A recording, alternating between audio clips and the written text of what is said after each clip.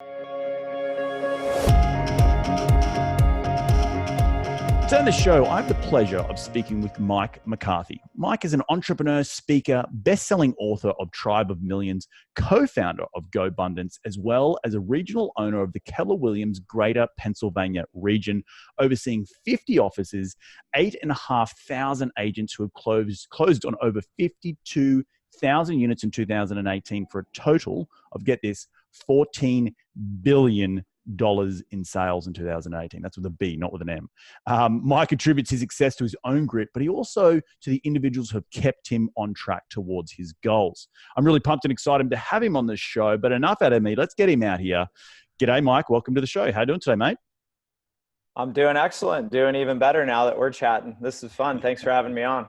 Mate, my pleasure. I mentioned in the bio there that you are one of the co-founders of GoBundance, and I know we're going to get into that in a little bit. But the first question I ask all my guests when they come on today's show is, rewind the clock. Tell me how you made your first ever dollar as a kid.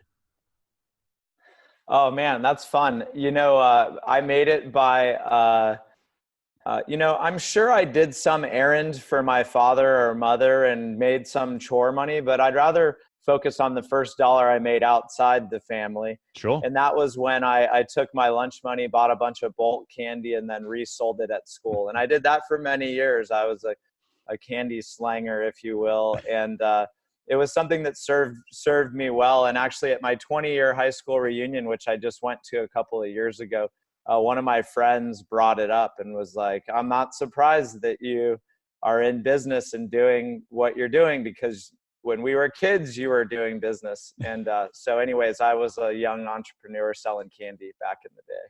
What was the candy of choice? I was a gum guy. I really liked getting like the 5-pack Bubblicious pack. You could get 5 of them for like $1.40. And then you could sell them for $1 each. So, I'd make $5 on a $1.38 investment essentially. Wow. But I would usually chew a few pieces of gum myself. So. One for me, one for you, right? Exactly. So, mate, walk us through a bit of the journey. You in the bio, I've mentioned you're overseeing this huge Keller Williams branch in Pennsylvania. You're an author. You're an all-round, seems like an all-round good bloke, but just really a serial entrepreneur. But where did it all start? Did you go to school? Did you go to school in real estate? And if so, how did you fall into this line of business? Yeah, I'm really lucky because I'm an SOB, a son of a broker. So, I hold that title with a lot of esteem. And I actually swore that I would never get into real estate. But it turns out that from the time I was a teenager that knew it all till the time I came to my senses in my sort of mid-20s, my dad became much, much smarter. It was amazing how smart he became over those 10 years.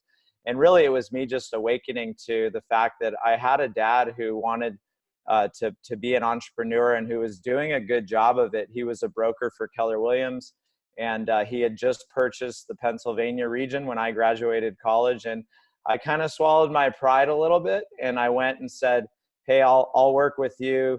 He paid me hourly. I think it was $8 an hour I was making at the time to draw out territory maps for him. And then I would cold call agents, and we would go out and we would meet top agents, and we would do recruiting together. And slowly but surely, I took over the recruiting appointments. And if I was saying the wrong thing, I would know because he would kick me under the table.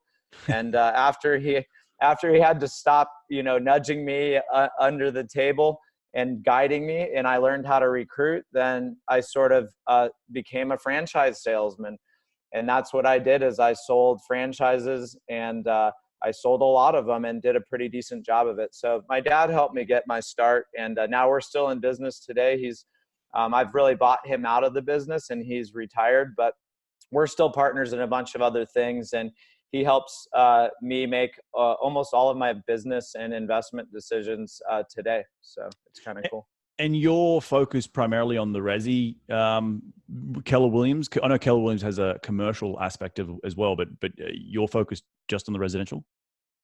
We have commercial brokers in our offices at every level and throughout our region. But yeah, we're mainly focused on selling a residential brokerage franchise that also has tools and resources for commercial agents. So they'll usually have a handful of commercial agents within each Keller Williams market center, because there's a nice trading of referrals and synergy that can happen between commercial and residential. But all of the sales I listed, the 14 billion, like 98% of that is probably residential sales. Residential, right.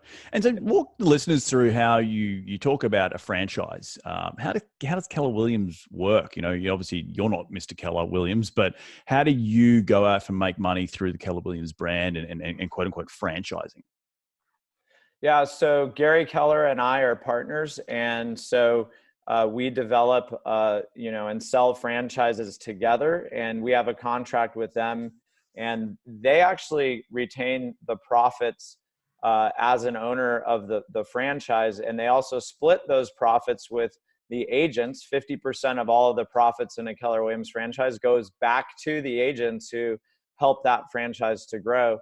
And then the way that I make money and Gary Keller makes money is every transaction that happens, there's a small royalty fee, which actually is capped for every agent. That's a unique thing that Keller Williams does. And so we collect a little bit on every sale, and in exchange for that, we keep the market centers and the leadership equipped and accountable, and we renew their agreements. We also provide all of the local training and regionalized training that's happens in the Philadelphia area for agents and for the brokers and leaders. Interesting. And yeah. So you own the specific franchise, call it, the downtown Philadelphia Keller Williams franchise. Like that's under your name, right? And then Gary just has a portion of all those sales because it's his brand. Well, actually, there's one step removed from that. So Actually, Gary and I have sold the rights to someone else that owns the Philadelphia Keller Williams franchise. Right. And they have an LLC and a business that they have a few partners in, maybe a few of their top agents. And those offices can, make $1 million a year owner profit and then spin off another $1 million in profit share. The top offices do, and an average office will earn $300,000 in owner profit to the owners of that office, and then it'll shoot off another $300 in profit share dollars to the agents that helped it to grow. And that's one of the ways Keller has expanded so rapidly, is the innovative model that they have. Yeah, it's such a major brand in and around pretty much across America right now. I don't know if you are internationally, but Keller Williams is the go-to brand. I think I'm trying to think of other things off the top of my head, but it's sort of the KW. It's like everywhere. That's what you think. That's what you go to. In Australia, we had Century 21. I don't know if they're out here, but there's another one called Ray White, which was I think they come out to Atlanta. But is Keller Williams the number one in the country? We're number one in the U.S. By agent count, by volume, by units. So that by any metric that we can gauge, we're number one in the U.S. And I think it's like 10% of all homes in the U.S. right now are sold by Keller Williams. I could be off on that stat. I haven't checked in a while, but it's pretty darn close to that. And yeah, it's been a wild ride. What's really fascinating right now is that Gary Keller completely pivoted the company the last 4 to 5 years and is turning it into a tech company. Okay. And has invested all of the profits from the company at the international level. So all the revenue I'm splitting with him, he's taking it and investing it into technology, and has built a really, really robust tech platform. And all of our offices, because of the profit sharing, are already connected, and have been since the 80s transmitting all of the numbers to a central data point. So we're kind of light years ahead already and positioned to compete with companies like Zillow and Compass, EXP, Redfin. There's a bunch of entries into the market right now, and instead of us sitting on our laurels and Gary Keller just sort of retiring as a billionaire, which he could have done, he's actually doubling down, investing all of the company profits into technology. And now the race is on to see, how we can make this happen. But I get up every day and read these articles about what's happening, and it's like watching a fascinating story unfold from the inside. It's fun. Mate, you know, it sounds like excuse me, my dog's got coming here. Hey, get out of here. Hey, out. Sorry about that.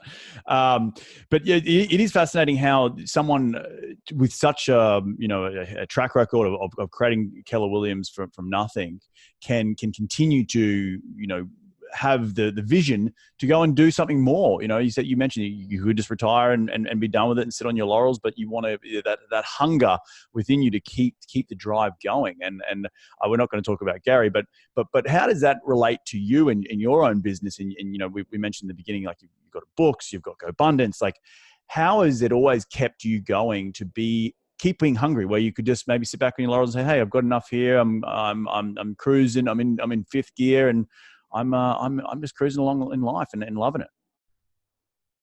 Yeah, I think, I can answer for me personally. I don't know what drives Gary. I have my suspicions, but, the reason that I 4 years ago volunteered to take over GoBundance, so to speak, as the CEO, which was me really signing up for a whole bunch of stuff that if I probably knew how hard it was going to be at the time, maybe I wouldn't have done it, except for now I sit on the other side of this vast expanse.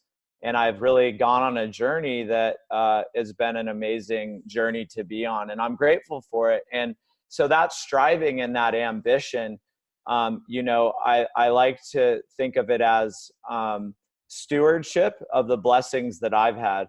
So you think about the ability for me to just be alive and to take breaths and to be this biological being that has intelligent, infinite wisdom that has created it and driving it, no matter what your beliefs may be. You didn't tell your body how to organize itself. You don't tell your heart how to be. It just happens for you. And so even if at that level, I can get really into a lot of gratitude of why I should serve the world and focus on giving back.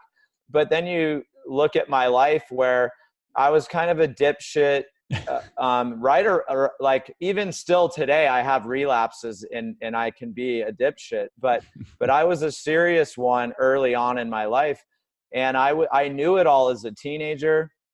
And at some point in my early 20s, I swallowed my pride. I realized I didn't know it all. And I started on a new journey of discovering who I was and what I was all about. And my dad was a great person to be a partner with, because once I knew it all, I became intolerable to work with, because because once I became humble and then I learned business, I became intolerably a dipshit again. So it was literally like I had this regeneration of like, hey, I sold a bunch of franchises. I know what I'm doing. And my dad luckily gave me the space and said, if you're so smart, I'm going to retire to Florida. And why don't you do all the work, smart guy? So he paid me a salary that at the time was pretty small. And I was running this big business. The only thing is, it wasn't a big business at the time. It only had the potential to be a big business. So I feel like I had the way paved for me ahead of me by my father. And I did everything I could to screw that up. And I still got his love, his support.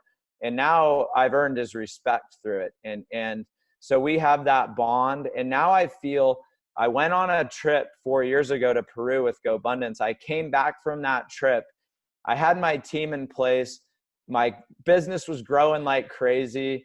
I had all this freedom and I was like, wow, I owe this to GoBundance, to Pat, to Tim, to David, my partners who are the three amigos. I think they've all been on some past shows you mentioned, but these were my mentors, my boys. And I realized in that moment that, we had GoBundance and it was doing pretty good as a mastermind organization. But I realized if I didn't dive in, we weren't going to be able to deliver to other young men and other striving, hustling guys that are successful.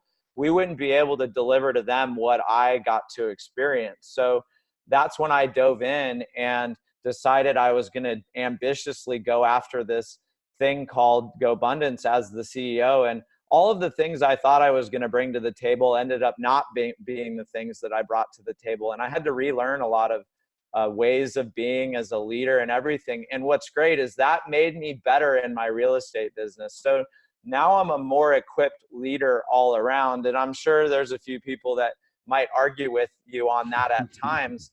But overall, the consensus is that I'm on a journey of growth, and that requires me to not sit back and rest on what I've accomplished, but to look forward and say, what kind of difference could I make if I really push forward? And the next iteration of that for me now is that I'm actually the CEO. I've transitioned out of FamBundance, which is our family division of GoBundance for families. And so we have programs for our junior dream leaders, kids under 11, and for our next gen leaders, who are the kids that are 11 and up, and for our spouses and our partners.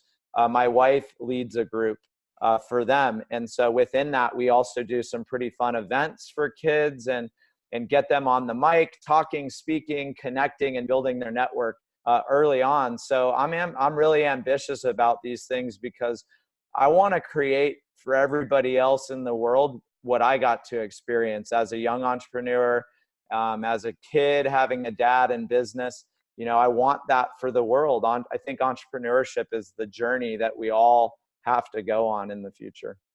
Yeah, you bring up some really interesting points, and dipshit, I think, is the big one that came out of that. and dipshit meaning probably ego, right? It's ego driven, that as a young, I don't know why it always seems to be males, but males, and myself included, we're like, oh, we've made it, we've done all this stuff, and Dad, screw you, see you later, go to Florida, and I'm going to take over the biz.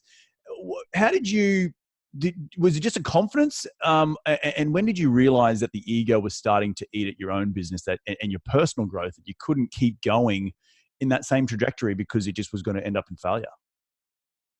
Yeah, I think it was when I looked around and I realized that I was doing it a lot on my own. I luckily had a couple of key team members that have been with my dad and I from the beginning. One specifically, who is a core team member, Paula. And, I remember looking around at my life and everything, and it was all built around being the regional director for Keller Williams. There was no other identity to me anymore. There was nothing there. And when I got to that place of Keller Williams regional director, and I had several thousand agents in my region that, and I won some recruiting awards and some things at a young age, walked on stage, and then I was really hollow. Like, I felt empty. I felt like, hey, is this it? Why do I not?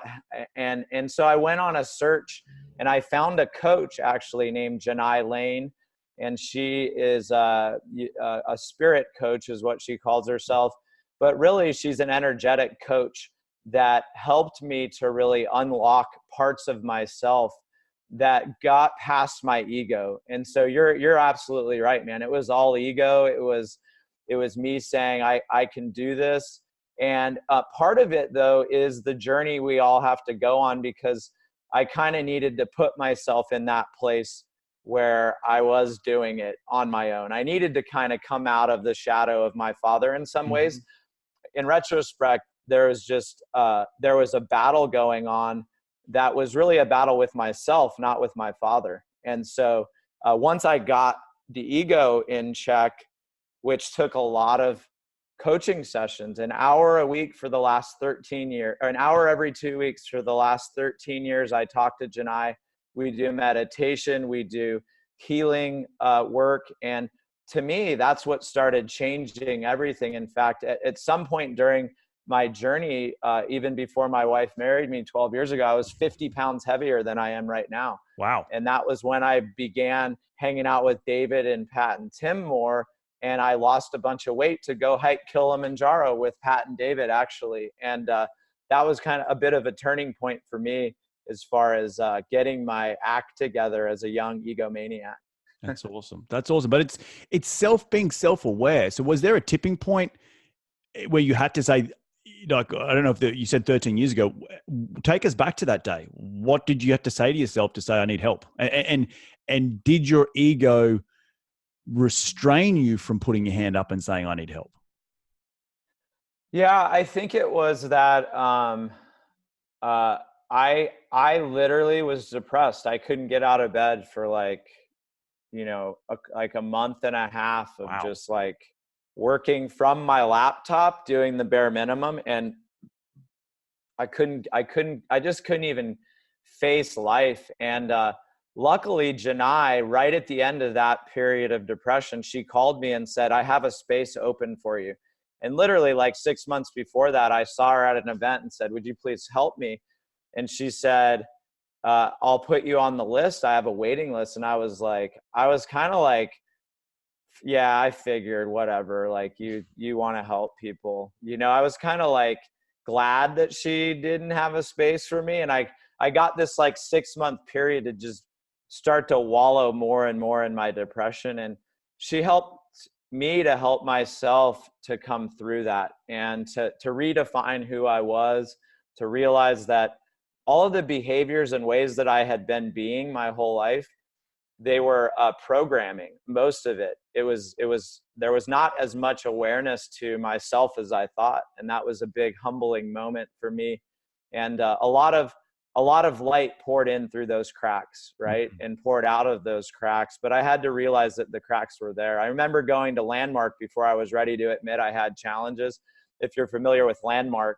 No. And it's like a whole event where they have everyone come and like get in touch with what their challenges and obstacles and issues are. And I showed up there and was like, man, how did they get so many messed up people to show up all at once? I didn't have any issues at that point in my life. Everything was great. And then when it all comes piling down on you and you can't get out of bed, and then you get a phone call and there's a glimmer of hope that comes through.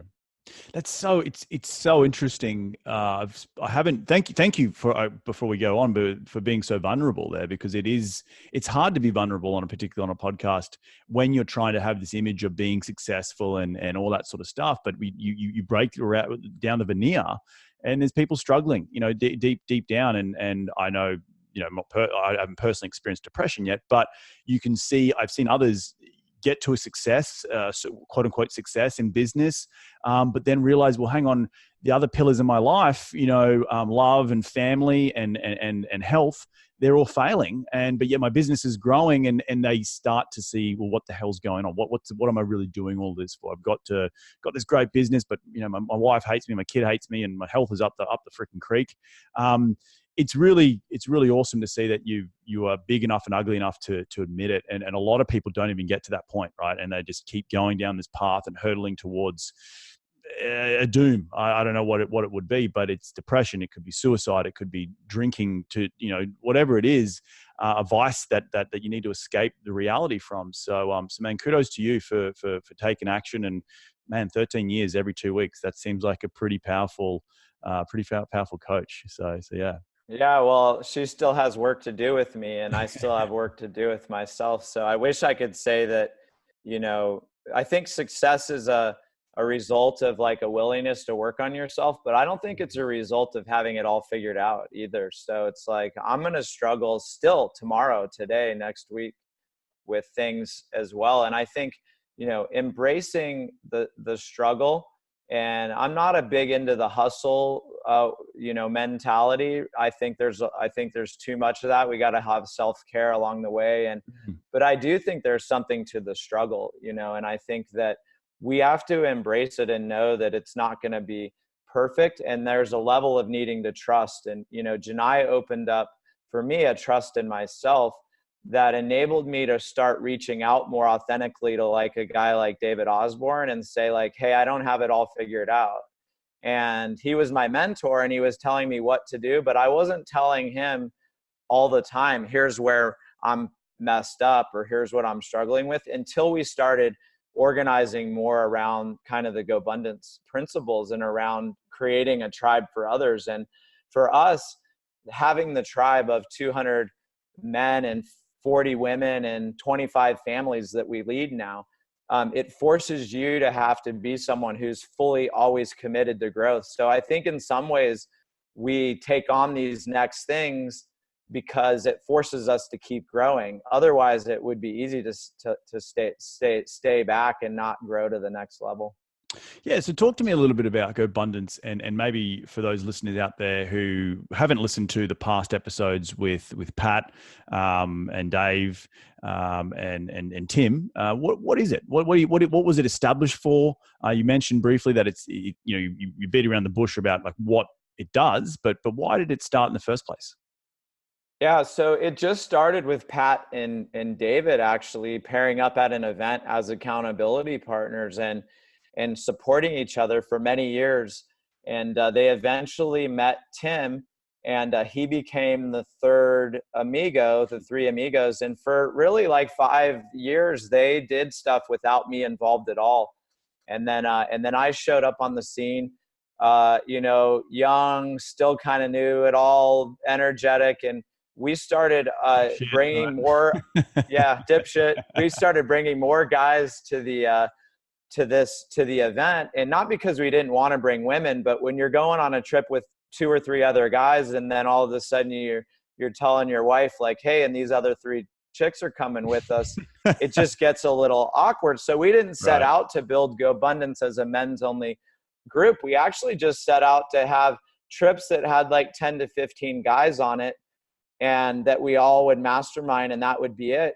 But we really quickly realized that more than 15 guys that we knew wanted in on what we were doing. And so we had an event in Tahoe for 45 guys. And during that event, we're like, we should turn this into a membership. Mm. Let's get some resources behind this. Let's create some programs. Let's create a staff. Let's do more events. So we started scheduling a bucket list adventure every year for 10 days, and we get about 15 to 20 guys to go international for 10 days. They're going to Patagonia this year. Last year it was Japan. And then we do a winter retreat every year. And that is our biggest event now. It's actually coming up in Aspen, January 27th through the 31st. And that's our biggest event of the year. That was the 7 years ago. That was when the event that we had 40 guys at, that we started selling membership. And we said, hey, let's just build this and see where it goes. And we had a guy that was one of our elders and a partner early on in the business named Rock Thomas. And he led the business for the first 3 years. And we did pretty good. We got to, I think, 70, 80 members, something like that.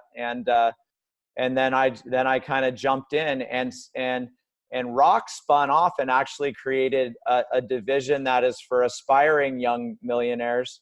And he still leads that group today. It's pretty cool. And we've spun off actually 3 or 4 other mastermind groups out of GoBundance. We're kind of proud of that. But our core business right now is a group for badass lady entrepreneurs. Yep. We've got 40 of them.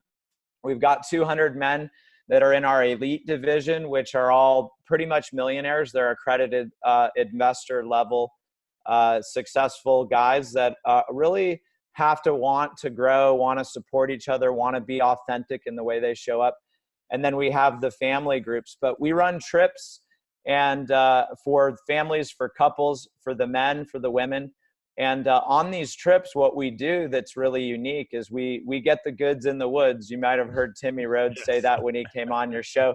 But instead of just meeting all day, which nobody really wants to do, let's be honest, we actually will go out and do fun stuff during the day. And then at night, we turn our dinner and our what would be like having some cocktails into a full-on mastermind session. Mm. And we'll have speakers come in, and we'll stay up till 11 o'clock at night, go to sleep, and get up the next morning at 8 or 7 or so to do yoga, do another activity.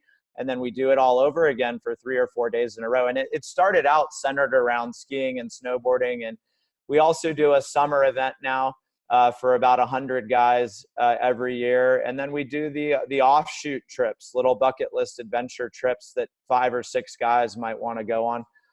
And we do pods, accountability pods that happen virtually, that we put guys in groups of 5 or 6, and they meet every couple of weeks, hold each other accountable. We do member spotlights and interview our members for wisdom. But we do a bunch of stuff over the years. We've developed it. But the number one thing we've learned is we deliver what they want. And sometimes not what they want, but what they need. But we listen to what they want.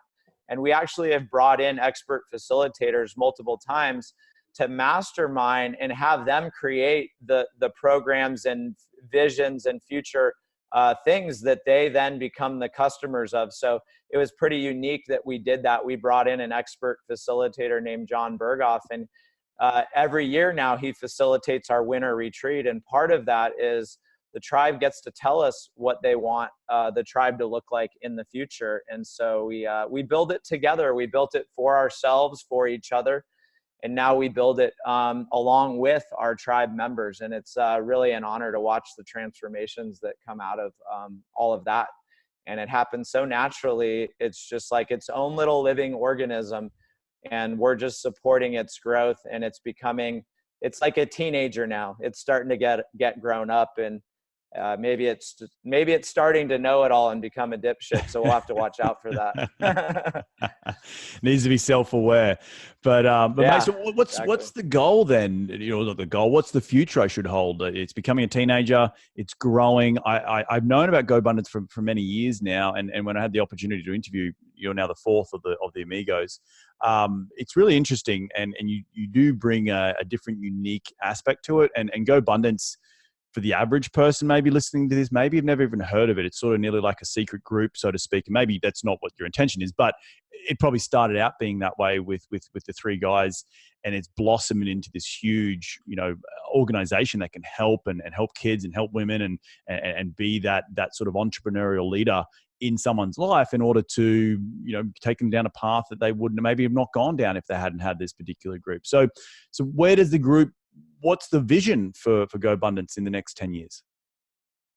Yeah, that's a great question. And, I think what we've really decided is that we're the stewards of this energy and organization, this living system called GoBundance. And what we've decided to do, it ties in nicely with the book, is we've decided to do as much as we can to bring what we've experienced and learned through GoBundance to the rest of the world. And we don't know exactly what that looks like, but we've decided that it's time to stop making it sort of a secret thing that's grown organically. We've done that for 7 years. It's been a very amazing ride, and it's been very natural and organic. But now we have local chapters that are forming. So one of my roles as former CEO that I'm still working on, because I have experience in developing territories and recruiting and casting vision for a certain area, is we're developing local chapters. So in Southern California, Northern California, Denver, Austin, Chicago, Philadelphia, Dallas, we have, and Charleston, South Carolina, and now in Portland, Oregon, we have regular monthly GoBundance meetings that are happening. And so our goal right now is to create a structure that can scale GoBundance and bring it to a larger audience. And that'll involve also maybe creating some additional levels of membership. Right now, it's only for elite, successful men and women and their families. But in the future, we're going to be developing programs, models, and systems that can be for everybody to tap into. And Tribe of Millionaires is the first step towards that. So Right. We're excited to have released what we think is a business book everyone will want to read and should want to finish, because I know for me personally, I've picked up and started more business books than I've actually ever finished. And this one is built into a parable story that also teaches 6 effects that the people around us have on our lives, unconsciously, subtly in the background, and also sometimes very visibly in our lives, the effects that people have on it. So our goal right now is to see what GoBundance can do. And there was a lot of talk early on about keeping it small and secret. And then we realized that it's a company called GoBundance, and that sounded a little bit counterintuitive to the abundant thinking that we were centered around in when we created it. So we want to see what it's capable of doing, and it'll let us know how big it wants to get. That's awesome, man. And let's talk a little bit about the book and how it came about. Where was that through you GoBundance has been going for what, 10 years now, 15 years? About 7 years now, 7 years, as 7 years. as an official organization with masterminds you could sign up for. Right. And so how did the book come out of the masterminds? Yeah. So, the last year we decided that we wanted to reveal some of these lessons. And so we found an amazing author to help us to write this book and to encapsulate all of the lessons. And so we actually had this individual, Dan Clemens, who's, he's such a modest guy and we don't mind giving him credit. And at the same time, he could care less. But he wrote a beautiful story in this book about Ethan. And Ethan is a little bit like Dan's experience mixed with like the experience of every GoBundance member that's come through our events.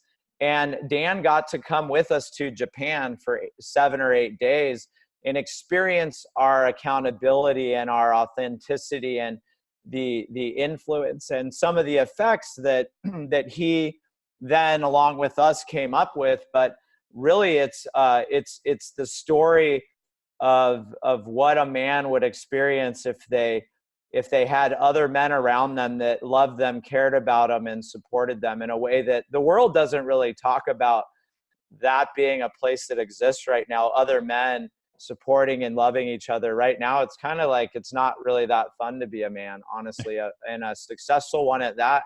There's a little bit of a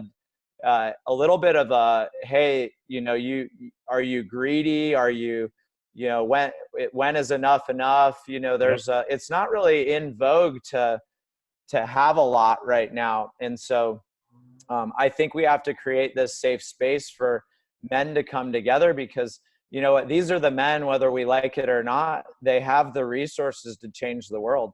The ones that are really successful, and sometimes they become isolated and feel like lone wolves. And so, we created GoBundance to help the people that are most successful to stop feeling isolated, to come out into their communities, into a community at least called the Tribe, where we inspire them to give back and contribute and do a bunch of other cool stuff. You mentioned about the book, the 6 pillars. What are they in the book, so we can walk it through for the listeners? Yeah, so there are these 6 effects, not to be mistaken with the 6 pillars of GoBundance. Which okay. In GoBundance, we have pillars, which are the things we focus on as the pillars of being a whole life millionaire, which really are our health, our wealth, our relationships, contributing in society, being accountable to a peer group, and then finding adventure and fun and doing bucket list adventures in our life. So those are the 6 pillars of GoBundance. In the book, though, we have 6 effects that are revealed. And, the first one is the influence effect. And that's simply just understanding what a powerful influence the people around us have on us. And I think we get it when it comes to peer pressure and realizing that we can harness peer pressure for positive good and change in our life. So the first one is influence effect. And then the multiplier effect is all about how the right group of people will compound your effort. And so it's understanding that not only are the people around us influencing us, but we have the opportunity to get around the right people who can multiply our impact. The third effect is the accountability effect. And that is really about how the world's most powerful force is accountability. And the reason is because we are hardwired to fit into tribes for survival. And there's been a lot of books written about tribes and around this, but we are hardwired to want to fit into groups. And so when we can create groups where the accountability is positive, like around the pillars I just listed, contributing more, your health, having more fun, if we can create that positive peer pressure that's really hardwired into us, we can make instant shifts and become people that are in shape overnight. Like we have people, even myself, that have had dramatic changes physically and health-wise because they just became part of a group where being healthy was now the cool thing. So the accountability effect is the third one. The fourth is the authenticity effect. And this one's kind of my favorite one because this is all about how you find your true self amongst those that you trust. And one thing we found in leading groups, and this is helpful to anybody who might lead a group or a team who's listening, is that you don't really have a team or a group that's going to be maximally effective unless you have something called psychological safety. And Google actually did a big study around this where they studied the most high performing teams. And what they found was that the teams that performed at the highest level were teams where there were two things happening. One is the members of the team could completely be who they were in the moment. They were free to be exactly who they were, and they could still be fully accepted as part of the group. If you had those two things happening within a group, then you create a certain sense of psychological safety, or what we would call trust. And when that trust is there and somebody is showing up authentically, that creates the space for them to change, to have transformations that come out of that accountability. The fifth effect is the purpose effect, and that is just about how the right people will reveal your richest source of power. And what that is your big why. It's your purpose. It's your meaning. It's actually asking in any given moment, why am I doing the thing that I'm doing? Am I doing it because I'm on a podcast? Am I doing it because I'm having a chat with my new friend? Or am I doing it because someone might listen to this and hear what we're saying right now and it might change their life? Like, that's the deeper purpose in what we're doing. And what we realize is that when you get around people, the right people, and you're accountable and you're authentic, it'll reveal that you have a deeper reason for why you're here or why you do anything. And the last effect is the connection effect. And that's that your life will be measured by the quality of your relationships. And that one is really about how at the end of your life, you're not going to remember the things, you're going to remember the people and how you made them feel and the experiences that you shared with those people. And ultimately, that it's when we're in service of others that we create the greatest connection. And so finding ways to deeply connect with other people, whether it's your own family or even a stranger in an Uber ride or whatever, of being willing to go past, hey, it's hot out here. And hey, I hear it's going to rain tomorrow, but can we actually say, hey, tell me your story? Or, hey, what's something you're celebrating right now? Or what's a hope or a dream you have for the future? And what I believe is that if we can create more tribes that are willing to go out and create more space for people to feel these effects, the power of other people. And I'm not talking about just social media and in the online space, but in real life, live events, being together in real life, and then in connecting around meaningful questions and answers. That's what fires me up. And ultimately, those are the effects come to life in the story that Ethan experiences. He has the effects taught to him by the mysterious elders of GoBundance, or in the book, it's Tribe of Millionaires. But in real life, the Tribe of Millionaires is obviously GoBundance. Mate, that is an incredible list. And I think it's funny, I mentioned earlier in the podcast, I didn't even look at the book, to be honest, but I mentioned the 4 pillars that I'd noticed people in, successful business, health, love, and family or relationships. And you're essentially encompassing, and what I'd learned from this podcast, just interviewing, over 200 people on the show, just how to be successful is the meaning of success doesn't just mean business success. It means you have to be successful across all aspects of life. And I love how you turned it into an effect, the influence effect, the accountability effect, the authenticity, the purpose, and the connection, because you're totally right. You live a life more fulfilled, back to the dipshit, thing, because maybe you didn't feel fulfilled, or maybe it was you're trying to get out of your dad's shadow, or whatever it was. You're struggling to find purpose in life, to find that accountability, to find that connection.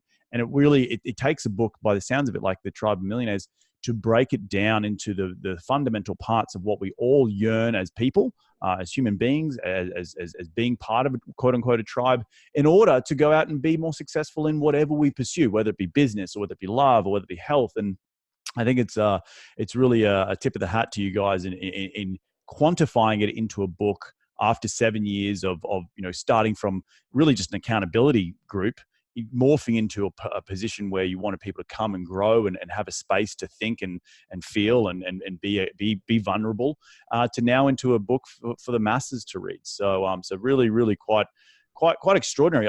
My big question, my burning question to all of this for you is, how's it been being the CEO of GoBundance after all that has come along in the last 13 years in your journey? Looking back, what's been the biggest hurdle for you to build this company up? I think I had to really, and thank you for that, by the way. That was a beautiful tapestry that you wove of kind of the effects there, and just thanks for reflecting that back to me. That's a pleasure. That's beautiful. Yeah. I think what it's like to be the CEO of GoBundance, it's that moment where you're like, what did I just agree to do? And it's like, and so after 4 years, I'm passing the torch this year to Dirk Van Reenen. He's our incoming CEO. And, really, I'm a visionary. I'm a think it all out and go inspire the people to start moving in that direction. And Dirk is taking all of the things I designed on the back of cocktail napkins and Google spreadsheets and other stuff, and he's systematizing it and digitizing it, and he's adding a lot of structure and leadership to the team, which was much needed. And it's giving me the ability to be more the CEO of FamBundance, which we're really scaling up right now. And so it's on to the next thing again, where I'm looking now to see what could a family mastermind look like if it was scaled up even beyond just our GoBundance membership. But and we have a way to go in. We have facilitators for kids of all ages. We can take any live event and we can turn it into a kid-friendly event. And we're not just talking about babysitting and daycare. We can mirror a learning experience for the kids in rooms right next door to any event. We had to learn that to do it for GoBundance. And so, that's what I'm just focused on the next piece of the puzzle, which is family related, because I have a 10-year-old and a 6-year-old. And I realized early on, when I had that oh shit moment of like, what did I just do? What I realized is that I had just traded a bunch of time with my family to be the CEO of GoBundance. Right. And I no matter how I sliced it, I was going to be making a sacrifice. And I decided in that moment I would bring them along for the journey. And that's how FamBundance got created. And so I think it's a combination of like me proving also to myself that I could do something different than Keller Williams, and stepping outside of the Keller Williams ecosphere and my dad's shadow and everything all together all at once. And I did it. My main driving force, the purpose behind it, like I just taught in the purpose effect, was I wanted to make Pat, Tim, and David proud. They were my mentors. And I knew if I made them proud, it would equal many other individuals getting to experience what I did. So it's been an honor, man. It's grown me immensely. I've had my ass handed to me multiple times. I've awakened to a new level of leadership, which really is back to unlocking the genius that lies within the group and realizing that I didn't have all of the answers. So in the end, it's about realizing that, we don't know as much as we think we do, but if we put ourselves in the right group of people, we can find all of the answers that we need and then some.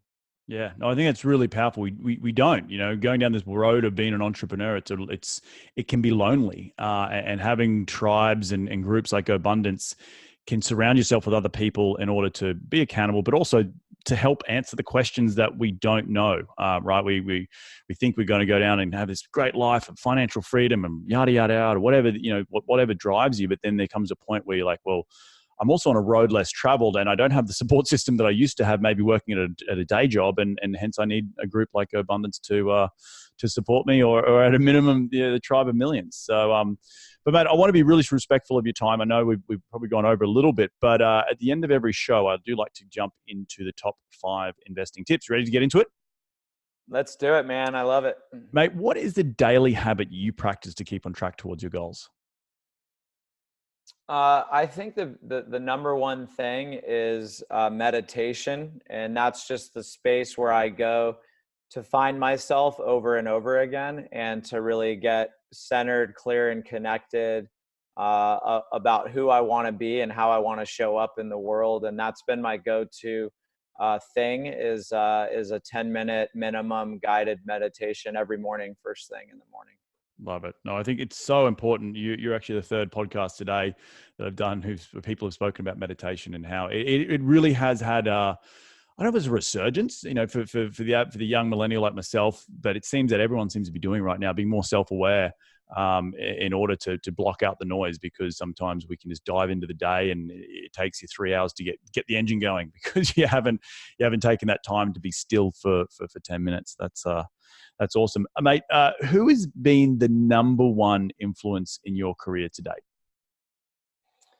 I would have to say my father, because he gave me a big opportunity. He also told me that I should go meet David Osborne because he thought David would be a great influence on my life. And that turned out to be something that was very true. And the more I become like David, the more I annoy my dad too. So it's kind of ironic how it goes. But my dad has been a supreme influence. And I would say that David and my dad and me were all massively influenced by Gary Keller. So I got to give a shout out to the man, and he's really been, the ecosphere of GoBundance and everything we've done as a family, and even David and what he's been able to create, being worth, a tremendous amount of high net worth. It's all come because of Gary Keller's vision and his courage as a leader to keep evolving and innovating. So I'll give the shout out to GK as the guy that really helped us all. Love it, GK, the big GK. I've got to get him on the show somehow. Mate, in your business, I assume you would have a tool. And what is the number one tool, whether it be software related or hardware related, like a phone or a person, that you use on a daily basis that helps keep driving the business forward? Yeah, what a great question. I would just say without me being driven forward, then the business can't be driven forward. And I would just share that right now I use this Oura ring. It's OURA, and it's a health tracker. And it kind of tracks my activity as well as how I sleep and my variable heart rate. And it's been dramatically changing the way that I approach my sleep and my daily activity. And it gives me a sleep score and a readiness score each day. In fact, today I got my highest score ever. So Boom. Maybe your listeners can be the judge of that. But it's one of those things where for me, the data of how I'm taking care of myself is what makes it so that I can be present for my businesses. And for my businesses, it's all about the people, and I got to take care of them. For me to take care of them, I got to take care of myself first and set a great example of health, wellness, of living a full life. And then I got to go and make sure my people are doing the same, because I don't know how to work a whole lot of technology and programs and other things that don't work kind of automatically like my Oura ring does. So without the people, my businesses would not work and would not move forward. Specifically, Paula Haft, shout out to her as my CFO and longtime standing employee. I used to call her when I was 10 years old because she was my dad's secretary, and tell her where I was riding my bike to.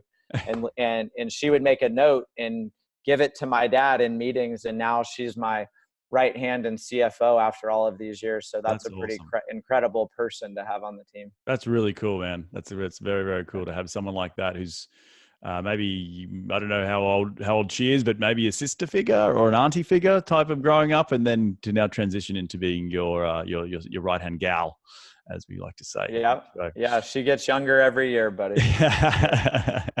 mate. We spoke. Question number 4 is it's a deeper question. You're sitting at 70 years of age, 80 years of age. You got your grandkids next to you.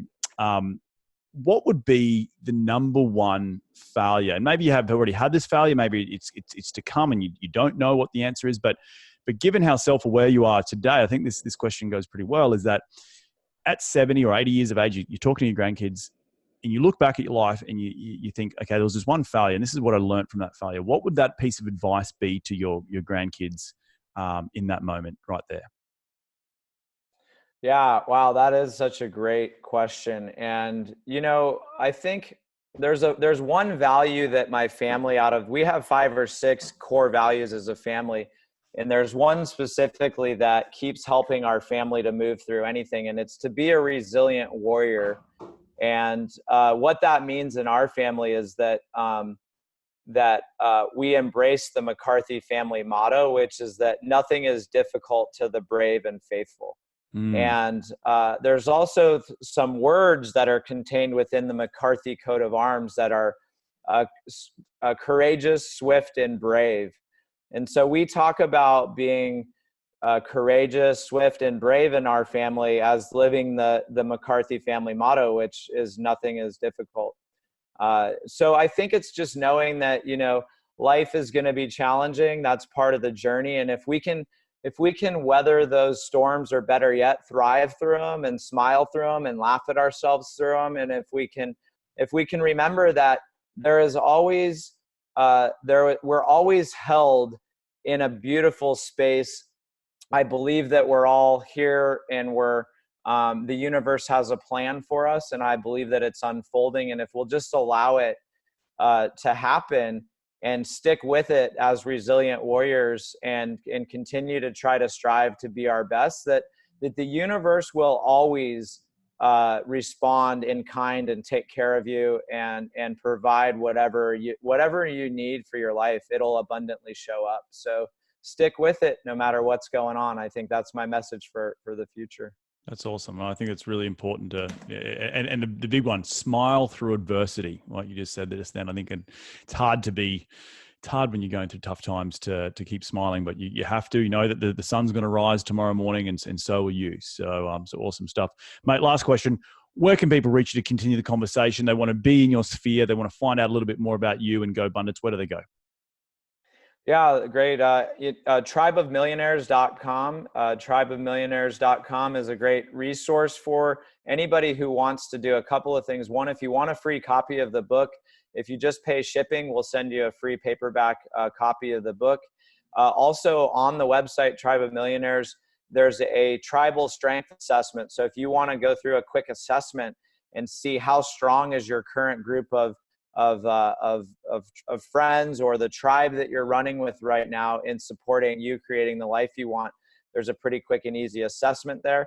Also, if you want to go right to the real Tribe of Millionaires and come and hang out with GoBundance.com is the place to look. And really, we have our Aspen event coming up, which I laid out for you. And if somebody isn't quite a millionaire yet, but they want to be at that event, we do take some volunteers to come and work and hustle and be a part of the environment. But we'd love to have anybody who's hungry enough to be there for the right reasons to join us in Aspen. And also, if you are interested in the family entrepreneur things that we're doing in FamBundance, you can check us out at fambundance.com as well. That's where I'm pouring a lot of my energy today. That's awesome, mate. Well, I want to thank you so much for jumping on the show today. Just a few quick takeaways that I took away from today, because I've been frantically writing notes down. I think the number one thing that you said earlier on in the piece was success is the willingness to work on yourself. And I think that is really something that you've come from being a bit of a dipshit into being self-aware and understanding that success is going to be, it's ever changing, it's ever evolving. Being successful across many pillars we've already spoken about, the self and the influence, the accountability, the authenticity, the purpose and the connection to lead a better life, to ultimately help your business is really, really some of the big takeaways I took away from today's show. Did I leave anything out? No, man, I think you nailed it. Thanks for being such an attentive listener and for conducting such a connected interview, man. I loved it. It was fun. Well, mate, thank you again so much. Enjoy the rest of your week, and we will catch up very, very soon. Well, there you have it. Another cracking episode jam-packed with some incredible advice from Mike and all that he's gone through in his career through the trials and tribulations of stepping out of his dad's shadows and into being a CEO of GoBundance and trying to grow something which is more than what he is in his success. If you want to find out any more about him and what he does, please head over to tribeofmillionaires.com or head over to the GoBundance page and check them out. I want to thank you all again for taking some time out of your day to tune in to continue to grow your financial IQ, because that's what we're all about here on this show. We're going to do it all again next week. So be bold, be brave, and remember, go give life a crack.